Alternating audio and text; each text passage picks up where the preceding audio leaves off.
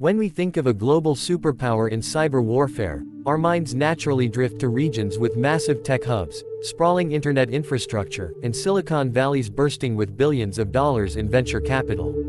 We think of nations deeply integrated into the global grid, where every citizen carries a supercomputer in their pocket. But one of the most sophisticated, disciplined, and economically devastating cyber threats on the planet comes from a place almost completely dark on the global internet map. It is a nation isolated from the global financial system, heavily sanctioned by the United Nations, and suffering from chronic power shortages. Yet, sitting in highly guarded, secretive compounds, an elite army of state-sponsored hackers has managed to turn the decentralized, Wild West world of cryptocurrency into their own personal mint, stealing billions of dollars to fund a nuclear weapons program. This is the reality of North Korea's cyber warfare apparatus, a ghost in the digital machine that has rewritten the rules of nation-state crime. To understand how a closed nation managed to outsmart the most advanced digital asset security systems in the world, you have to look at the evolution of their strategy. In the early days, North Korea's cyber operations, primarily operating under the umbrella group known to Western intelligence as the Lazarus Group, were focused on political retaliation and disruption. They were the ones who brought Sony Pictures to its knees in 2014 over a satirical movie, and they were the architects behind the chaotic WannaCry ransomware attack in 2017 that paralyzed hospitals and businesses worldwide.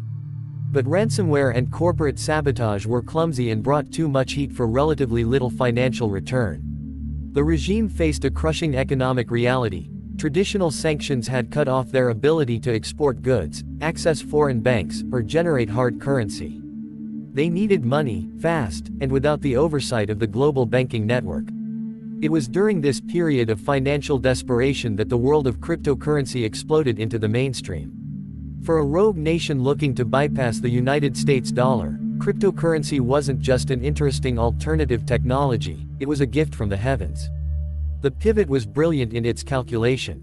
Unlike traditional banks, which require rigorous identification, participate in international anti-money laundering networks, and can freeze assets at the request of law enforcement, the decentralized finance ecosystem was built on the philosophy of trustless anonymity. Transactions were irreversible, and code was law. If you could find a way to get the digital keys to a crypto wallet, the money was yours, and no government on earth could press a button to roll back the transaction. The Lazarus Group stopped acting like spies looking for state secrets and started acting like high-tech bank robbers, training an elite tier of hackers whose sole job was to extract digital gold. The methodology they developed over the years is a masterclass in combining old-school human deception with cutting-edge technical precision. They realized that the developers and executives working at prominent cryptocurrency exchanges, decentralized protocols, and blockchain games were human beings with aspirations, vulnerabilities, and vanity.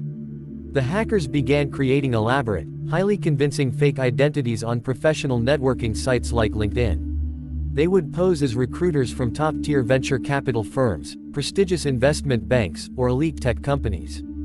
They would spend weeks cultivating relationships with their targets, exchanging friendly messages, discussing career advancement, and eventually offering them a highly lucrative dream job opportunity. When the target agreed to an interview or an assessment, the trap would snap shut.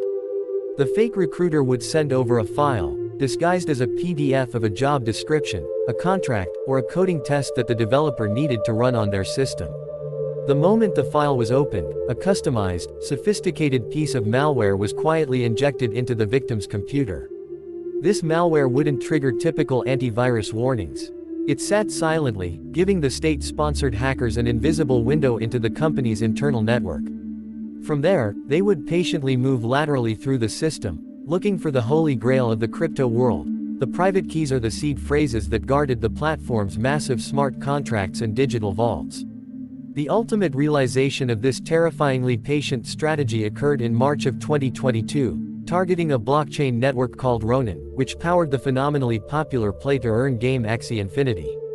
A North Korean hacker, posing as a recruiter, successfully compromised a senior engineer at the company through a fake job offer. Once inside the network, they located the validation nodes required to authorize financial transactions.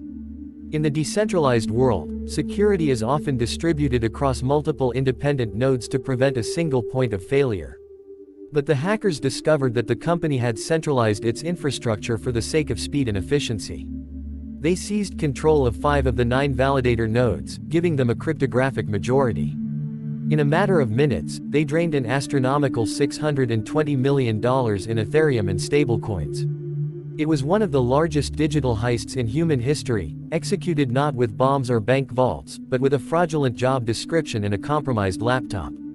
Stealing the cryptocurrency, however, is only the first half of the problem. When you steal over $600 million on a public blockchain, the entire world is watching.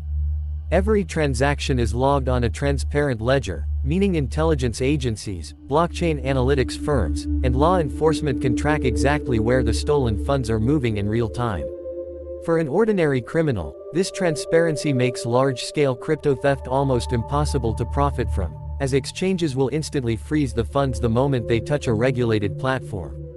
But North Korea built a highly sophisticated digital laundering machine designed to turn hot, trackless tokens into clean, usable cash.